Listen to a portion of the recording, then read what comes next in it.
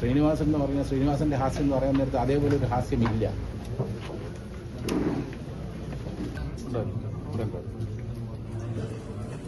വീട്ടിൽ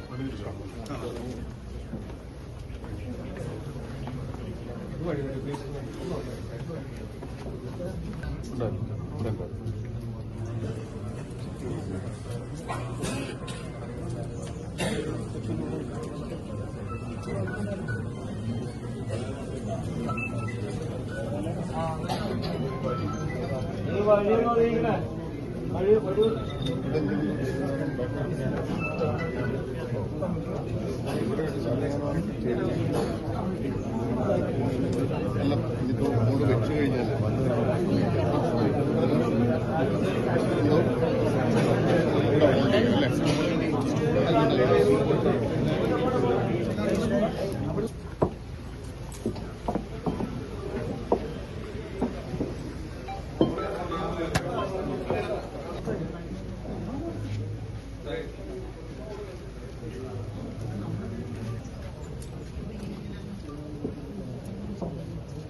ഞാൻ അദ്ദേഹത്തിൻ്റെ ഉള്ളിൽ പോകുമ്പോൾ പലപ്പോഴും കണ്ടിട്ടുള്ളത് പേപ്പർ ചുരുട്ടി കുത്തി അവിടെ നിലത്ത് കിടക്കുന്ന എഴുതി റിഫൈൻഡ് ആക്കി കോമഡി സീൻ എഴുതാനാണ് ഏറ്റവും ബുദ്ധിമുട്ടെന്നാണ് അദ്ദേഹം പറയാറുള്ളത്. എന്നാൽ ഇമോഷണലായിട്ടുള്ള സീൻസ് അത് ഹൃദയം കൊണ്ട് അദ്ദേഹം എഴുതും, പെട്ടെന്ന് എഴുതും, അത് സീൻ റെഡിയാണ്. പിന്നെ അത്ഭുതകരമായിട്ടുള്ള കഴിവെന്ന് പറയുന്നത് സീൻ ഓർഡർ എന്നുള്ളത് 1 to 100 ഉണ്ടെങ്കിൽ ചിലപ്പോൾ ഡയലോഗ്സ് എഴുതിയിട്ടുണ്ടാവില്ല. ആദ്യ ദിവസം എഴുതുന്നത് ചിലപ്പോൾ 100ാമത്തെ അല്ലെങ്കിൽ 98ാമത്തെ സീനിൻ്റെ ഡയലോഗ്സ് അത്രയ്ക്ക് മനസ്സിൽ പതിപ്പിച്ചാണ് എഴുതുന്നത്. അപ്പോൾ പ്രേക്ഷകരുടെ നിലവാരം ഉയർത്തുന്നതിൽ ശ്രീനിവാസൻ വലിയ പങ്ക് വഹിച്ചിട്ടുണ്ട്. ശ്രീനിവാസൻ എന്ന് പറഞ്ഞാൽ ശ്രീനിവാസന്റെ ഹാസ്യം എന്ന് പറയാൻ നേരത്ത് അതേപോലെ ഒരു ഹാസ്യമില്ല. അപ്പം മലയാളം കണ്ടിട്ടുള്ള ഏറ്റവും വലിയ ജീനിയസുകളിൽ ഒരാളാണ്. ഈ പ്രേക്ഷകരുടെ നിലവാരം ഉയർത്തുന്ന പ്രതിഭകൾ അത് അപൂർവമേ മലയാള സിനിമയിലുള്ളൂ. അവരുടെ കൂട്ടത്തിൽ എന്തുകൊണ്ടും ഏറ്റവും മുന്നിൽ നിൽക്കുന്ന ഒരു വ്യക്തിത്വമാണ് ശ്രീനിവാസന്റെ. അദ്ദേഹം എടുത്തിട്ടുള്ള എഫേർട്സ്, അദ്ദേഹം എടുത്തിട്ടുള്ള പെയിൻസ് ഒരു പരിധിവരെ അദ്ദേഹത്തിന്റെ ആരോഗ്യത്തെ തന്നെ ബാധിക്കുന്നത് ഈ കോമഡി സീനൊക്കെ എഴുതുമ്പോൾ ഈ സിഗരറ്റ് ഇങ്ങനെ പുകച്ച് തള്ളുമായിരുന്നു. എന്നോട് തന്നെ പറഞ്ഞിട്ടുണ്ട്. ഒരുപാട് കാര്യങ്ങൾ ഞാനുമായിട്ട് ഷെയർ ചെയ്തിട്ടുണ്ട്. അത്ര ആത്മബന്ധമുണ്ട്. കാരണം എന്നെ സിനിമ ഒരു നടനാക്കുന്നതിൽ 3 പേര് പ്രധാനപ്പെട്ട പങ്ക് വഹിച്ചിട്ടുണ്ട്. ഇന്നസെന്റ് ഏട്ടൻ, നെടുമുടി വേണുചേട്ടൻ, ശ്രീനിവാസൻ. ഇവര് അഭിനയത്തെക്കുറിച്ച് ശ്രീനിവാസനാണ് എന്നെ ഒരു കഥാകൃത്താക്കിയത്, എന്നെ ഒരു തിരക്കഥാകൃത്താക്കിയത്. അതിനുവേണ്ടിയുള്ള ബാലപാഠങ്ങൾ എനിക്ക് പറഞ്ഞു തന്നത് ശ്രീനിവാസനാണ്. അപ്പോൾ ശ്രീനിവാസന്റെ ഒരു ബോൾഡ് അപ്രോച്ച് ഏത് കാര്യത്തിനും, ഒരു സോഷ്യലായിട്ടുള്ള ഒരു ആസ്പെക്ട്, ഒരു സാംസ്കാരിക നായകനെന്ന് നമ്മൾ യഥാർത്ഥത്തിൽ എന്തുകൊണ്ടും വിളിക്കാൻ അർഹതയുള്ള ഒരു വ്യക്തിത്വമായിരുന്നു ശ്രീനിവാസൻ. അദ്ദേഹത്തിന് ബോൾഡാണ്. എനിക്കൊക്കെ ആണെങ്കിൽ ഞാനൊക്കെ എപ്പോഴും ഡിപ്ലോമസിയുടെ ഒരു പാതയാണ് എപ്പോഴും കൈക്കൊള്ളാറുള്ളത്. ഞാൻ പറഞ്ഞാൽ, അങ്ങനെ പറഞ്ഞാൽ അവരെന്ത് വിചാരിക്കും എന്നുള്ളൊരു ചിന്ത എന്നെ ഒരു നയിക്കുമായിരുന്നു. ശ്രീനിവാസൻ അങ്ങനെ ഒരു ചിന്തയില്ല. ശ്രീനിവാസൻ എന്ന് പറയുന്നത് അദ്ദേഹത്തിന് ഒരു കാര്യം തോന്നിക്കഴിഞ്ഞാൽ അത് പറയും. സമൂഹത്തിൽ ഏത് പാർട്ടിയുടെ എതിർപ്പ് ക്ഷണിച്ച് വരുത്തിയാലും വേണ്ടില്ല, ഏത് പ്രസ്ഥാനത്തിന്റെ എതിർപ്പ് ക്ഷണിച്ച് വരുത്തിയാലും വേണ്ടില്ല, തനിക്ക് പറയാനുള്ളത് വ്യക്തമായിട്ട് പറയുക, ആർജവത്തോടെ പറയുക. പിന്നെ ഒരു ഡെഡിക്കേറ്റഡ് ലൈഫായിരുന്നു. എഴുതുമ്പോൾ എന്ന് പറഞ്ഞിരുന്നാൽ അദ്ദേഹത്തിന് ഉറക്കമില്ലാത്ത രാത്രികളായിരുന്നു. പലപ്പോഴും സീൻ തുടങ്ങുന്നതിന് തൊട്ട് മുമ്പ് സീൻ എഴുതിക്കൊണ്ട് അദ്ദേഹം ലൊക്കേഷനിൽ വന്ന കാര്യങ്ങളൊക്കെ ഞാൻ ആലോചിച്ചു. പിന്നെ ഒരിക്കലും സ്പോണ്ടേനിയസ് ആയിട്ടുള്ള ഡയലോഗ്സ് സംസാരിക്കുമ്പോൾ ഇത്രയധികം ഹ്യൂമറുള്ള ഒരു നടനെയോ ഒരു കഥാകൃത്തിനെയോ ഞാൻ മലയാള സിനിമയിൽ കണ്ടിട്ടുണ്ട്. അദ്ദേഹം സംവിധാനം ചെയ്തിട്ടുള്ള സിനിമയിലാണെങ്കിൽ വ്യക്തമായിട്ടുള്ള സ്റ്റാമ്പുള്ള 2 ചിത്രങ്ങൾ, വടക്കുനോക്കി യന്ത്രം, അതേപോലെ തന്നെ ചിന്താവിഷ്ട ശ്യാമളൻ. ഇതിൽ വടക്കുനോക്കി യന്ത്രത്തിൽ അഭിനയിക്കാൻ എനിക്ക് കഴിഞ്ഞിട്ടുണ്ട്. ഇത്ര സിമ്പിളായിട്ടുള്ള മനുഷ്യനെ ഒരു വേഷം നമുക്ക് വിളിച്ച് തരുമ്പോൾ പോലും ഇത് തരക്കേടില്ലാത്തൊരു വേഷമാണ്, നിനക്കെത്ര ഗുണം ചെയ്യുമെന്നറിയില്ല, പക്ഷേ പടത്തിന് ഗുണം ചെയ്യും എന്നാണ് അത് അഭിനയത്തിൻ്റെ ഭാഷയിൽ സംസാരിക്കുന്നത്. വളരെ സിമ്പിളായിട്ടുള്ള മനുഷ്യൻ. കാരണം സ്വയം കളിയാക്കുക. ഏറ്റവും ഉദാത്തമായ ഹാസ്യം ഇപ്പോൾ എല്ലാവരും കുഞ്ചൻ നമ്പ്യാർ, സഞ്ജയൻ, VK ആ ശ്രേണിയിൽ ശ്രീനിയെ പെടുത്താനുള്ള കാരണം എന്ന് വെച്ചാൽ മറ്റുള്ളവരെ കളിയാക്കുന്നതിലല്ല അദ്ദേഹത്തിന് താല്പര്യം. സ്വയം കളിയാക്കുക. നമ്മളൊരു കാര്യം അപ്രീഷിയേറ്റ് ചെയ്യുമ്പോൾ പോലും അതിനെ കളിയാക്കിക്കൊണ്ട് സ്വയം കളിയാക്കിക്കൊണ്ടുള്ള മറുപടിയാണ്. ഒരു അവാർഡ് കിട്ടുമ്പോൾ നമ്മൾ അപ്രീഷിയേറ്റ് ചെയ്യുമ്പോൾ അദ്ദേഹം തിരിച്ചു പറയുന്ന അദ്ദേഹത്തിനെ സ്വയം കൊച്ചാക്കിക്കൊണ്ടൊരു മറുപടിയാണ് പറയാറുള്ളത്. അപ്പോൾ മറ്റുള്ളവരെ കളിയാക്കുന്നതിനേക്കാളും സ്വയം കളിയാക്കിയ തന്റെ രൂപം അത്ര സുന്ദരമല്ല എന്നും തനിക്ക് പൊക്കക്കുറവുണ്ടെന്നും ഒക്കെ ഒരു വലിയ പരിമിതിയായിട്ട് പ്രേക്ഷകരുടെ മുന്നിൽ അറിയിച്ചപ്പോൾ, അദ്ദേഹത്തിന്റെ രചനകളിലൂടെ വാക്കുകളിലൂടെ ഒക്കെ അറിയിച്ചപ്പോൾ പ്രേക്ഷകർ ഈ പൊക്കമില്ലായ്മയും ഈ സൗന്ദര്യം വലിയ സൗന്ദര്യമാണെന്നുള്ള രീതിയിലാണ് തിരിച്ചു കൊടുത്തത്. ശ്രീനിവാസൻ മലയാള സിനിമയ്ക്ക് ഒരുപാട് തന്നിട്ടുണ്ട്. എനിക്ക് ഉൾപ്പെടെയുള്ള ഒരുപാട് കലാകാരന്മാർക്ക് ഒരുപാട് കാര്യങ്ങൾ തന്നിട്ടുണ്ട്. തിരിച്ച് ശ്രീനിവാസന് നമുക്ക് തിരിച്ചു കൊടുക്കാൻ അധികം കഴിഞ്ഞിട്ടില്ല. അദ്ദേഹം ഒരുപാട് സ്റ്റാർസിനെ ക്രിയേറ്റ് ചെയ്തു, ഒരുപാട് സംവിധായകരെ ഇവിടെ സൃഷ്ടിച്ചു, ഒരുപാട് മികച്ച സൃഷ്ടികൾ അദ്ദേഹം മലയാള സിനിമയ്ക്ക് തന്നിട്ടുണ്ട്. തിരിച്ച് മലയാള സിനിമയ്ക്ക് നൽകാൻ കഴിഞ്ഞത് എന്താണെന്ന് ചോദിച്ചാൽ, അദ്ദേഹം മലയാള സിനിമയ്ക്ക് എന്ത് തന്നു അതിനനുസരിച്ചുള്ള ഒരു കാര്യങ്ങൾ തിരിച്ചു കൊടുക്കാൻ നമുക്ക് കഴിഞ്ഞിട്ടില്ല. പിന്നെ ജനകീയമായിട്ടുള്ള ഹാസ്യമാണ്, ജീവിതത്തിന്റെ ഒരു ഗ്രൗണ്ടഡ് ആയിട്ടുള്ള ഹാസ്യം, സാധാരണക്കാരന്റെ ലൈഫ് അനുഭവത്തിന്റെ വെളിച്ചത്തിലാണ്. വായനയിലൂടെ തനിക്ക് ലഭിച്ച അനുഭവങ്ങൾ, ജീവിതാനുഭവങ്ങൾ, തിക്തമായ അനുഭവങ്ങളുടെ തീച്ചൂടാന്നൊക്കെ പറയാം. അതെല്ലാം തുറന്ന് പറഞ്ഞിട്ടുണ്ട്. കാരണം ഭേദപ്പെട്ട ഒരു കുടുംബത്തിൽ, സാമ്പത്തികമായിട്ട് വലിയ കുഴപ്പമില്ലാത്തൊരു കുടുംബത്തിൽ ജനിച്ചിട്ട് പിന്നീട് തകർച്ച വരികയാണ്. ആ തകർച്ചയൊക്കെ വരവേൽപ്പ് വന്നിട്ടില്ല. അപ്പൊ അങ്ങനെ അതിൽ നിന്നും അഭിമാനത്തിന് കോട്ടം വരുന്ന ഒരു കാര്യവും ചെയ്തിട്ടില്ല. പട്ടിണി കിടന്നിട്ടുണ്ട്, പക്ഷെ ഒരാളോട് കൈനീട്ടി പൈസ ചോദിച്ചിട്ടില്ല. ഇതെല്ലാം തന്റെ ഒരു കഴിവാണെന്ന് ഒരിക്കലും സ്ഥാപിക്കാൻ അദ്ദേഹം ശ്രമിച്ചിട്ടില്ല. ഇതൊക്കെ ഭവിക്കുന്നു എന്നുള്ള രീതിയിലാണ്. അപ്പോൾ ആ ഡെഡിക്കേറ്റ് ആയിട്ടുള്ള ഒരു വലിയ കലാകാരൻ. വാക്കുകൾ ഇത്രയെന്ന് പറഞ്ഞാൽ എനിക്ക് ദിവസങ്ങളോളം പറയാൻ കഴിയും ശ്രീനിവാസനെ കുറിച്ച്. അത്രയധികം അദ്ദേഹം കുട്ടികളുമായിട്ടുള്ള അടുപ്പം. പലപ്പോഴും മൂത്ത മകൻ വിനീത് ആദ്യമേ ഡയറക്ടർ ആവാനായിരുന്നു വിനീതിന്റെ ആഗ്രഹം. അപ്പോൾ ശ്രീനിവാസൻ എന്നോട് പറഞ്ഞു, അവൻ വിഷ്വൽ കമ്മ്യൂണിക്കേഷൻ, അവന് ഫിലിം ഇൻസ്റ്റിറ്റ്യൂട്ട് എന്നൊക്കെ പറഞ്ഞ് നിൽക്കണം, നീ അവനോടൊന്ന് പറയണം, ബേസിക് ഒരു എഞ്ചിനീയറിംഗ് ഡിഗ്രി എടുത്തതിന് ശേഷം എവിടെ വേണമെങ്കിലും പോകാൻ പറയണം എന്ന് പറഞ്ഞ് എന്നെയാണ് ഏൽപ്പിച്ചത്. ഞാനാണ് വിനീതിനോട് പറഞ്ഞത്, വിനീത് എങ്ങനെയെങ്കിലും ഒരു എഞ്ചിനീയറിംഗ് ഡിഗ്രി കംപ്ലീറ്റ് ചെയ്യും, അത് അദ്ദേഹത്തിന്റെ ആഗ്രഹമാണ്. അതിനുശേഷം സിനിമ എന്ന് പറഞ്ഞ ഒരു റിസ്കി ഫീൽഡാണ് എന്ന് വിനീതിനെ ഞാൻ കൂടെ ഉപദേശിച്ചാണ് വിനീത് എഞ്ചിനീയറിംഗിന് പോയത്. അതല്ല ധ്യാനിന്റെ കാര്യവും സഹോദരയുടെ വിദ്യാഭ്യാസത്തിന്റെ കാര്യത്തിലും ഈ കാര്യങ്ങളിലൊക്കെ തന്നെ എന്നോട് കാലാകാലങ്ങളിൽ എല്ലാ കാര്യങ്ങളിലും എന്നെ അറിയിക്കുമായിരുന്നു. രമയുടെ അസുഖം ബാധിച്ചിരുന്ന അവസ്ഥയിൽ അദ്ദേഹം ഒരു ആന്ധ്രയിലുള്ള ഒരു ആയുർവേദ ഡോക്ടറിന്റെ കാര്യം എനിക്ക് സജസ്റ്റ് ചെയ്തിരുന്നു. പക്ഷേ എനിക്ക് തന്നെ അറിയാമായിരുന്നു രമയുടെ ഒരു ന്യൂറോ കേസാണ്. അപ്പോൾ അതിനകത്ത് ആയുർവേദത്തിന്റെ അത്ര സ്കോപ്പ് ഞാൻ കണ്ടില്ല.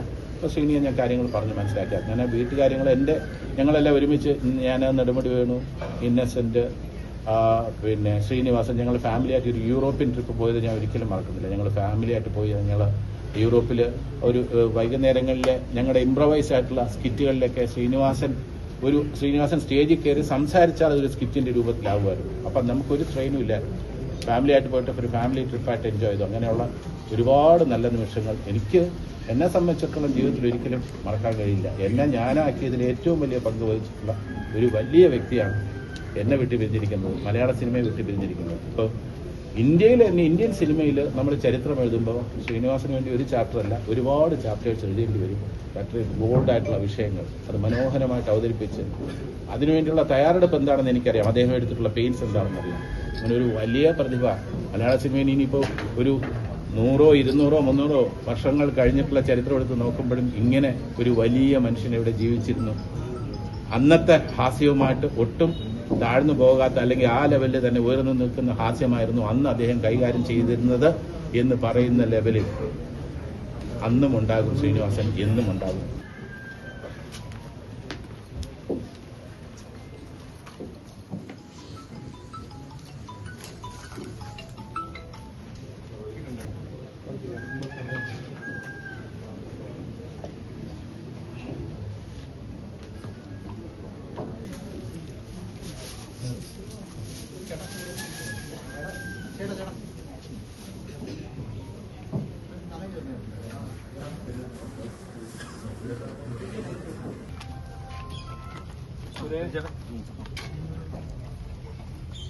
ആയിക്കോട്ടെ.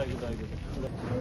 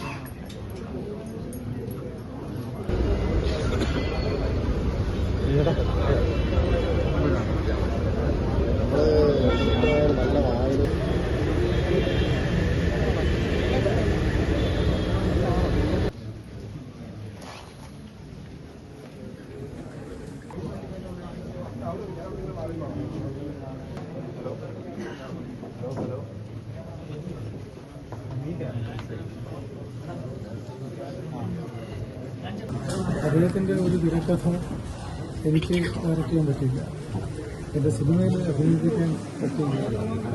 അതൊരു തീരാ നഷ്ടം തന്നെയാണ്. പിന്നെ ശ്രീനേട്ടൻ്റെ എഴുത്തിനെ കുറിച്ച് പറയുകയാണെങ്കിൽ അതൊരു അത്ഭുത പ്രതിഭാസം തന്നെയാണ്. അതായത് ആ കാലഘട്ടത്തിലെ പല സിനിമകളും തിരക്കഥ പൂർത്തിയാക്കിയിട്ടല്ല തുടങ്ങിയിരുന്നതെന്നുള്ളത് എല്ലാവർക്കും അറിയാം.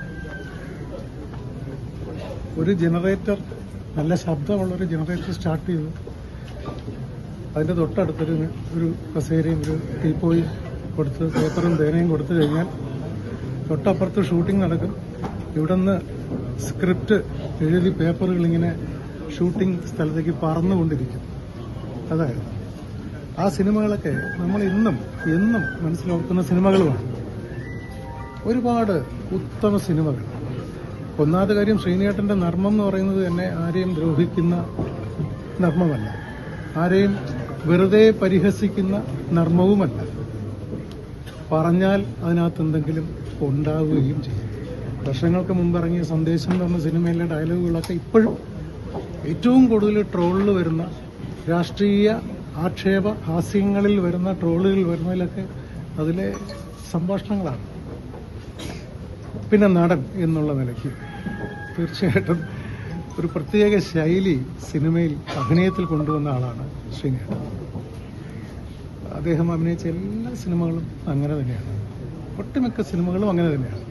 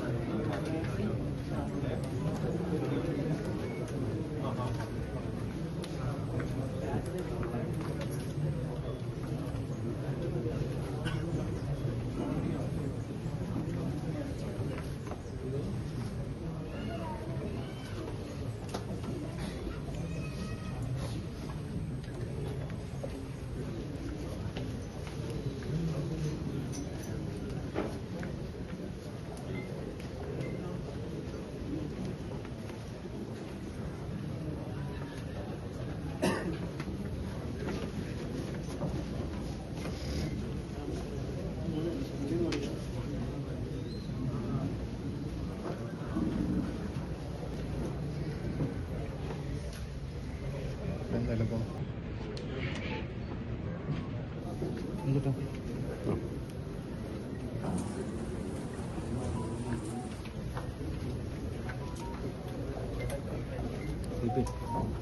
ചേട്ടാ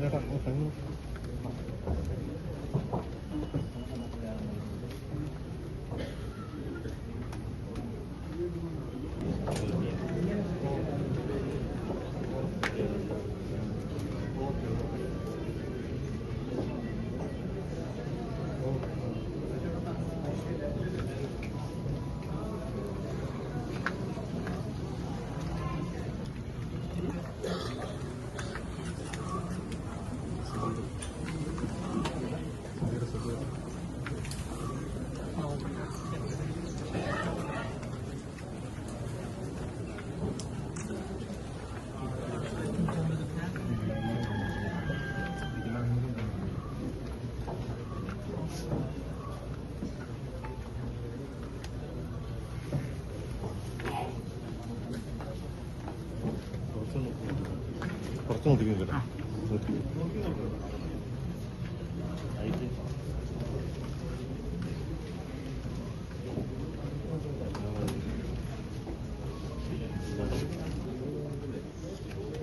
ഫ്രീ ആയിട്ട് കടത്തിവിടും. 10 മിനിറ്റ് കൂടെ ഉള്ളു കേട്ടോ.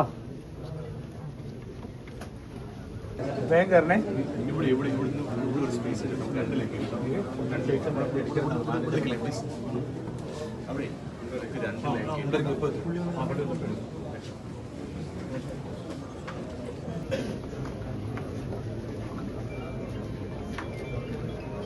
ഒന്ന് സ്പീഡായിക്കാ.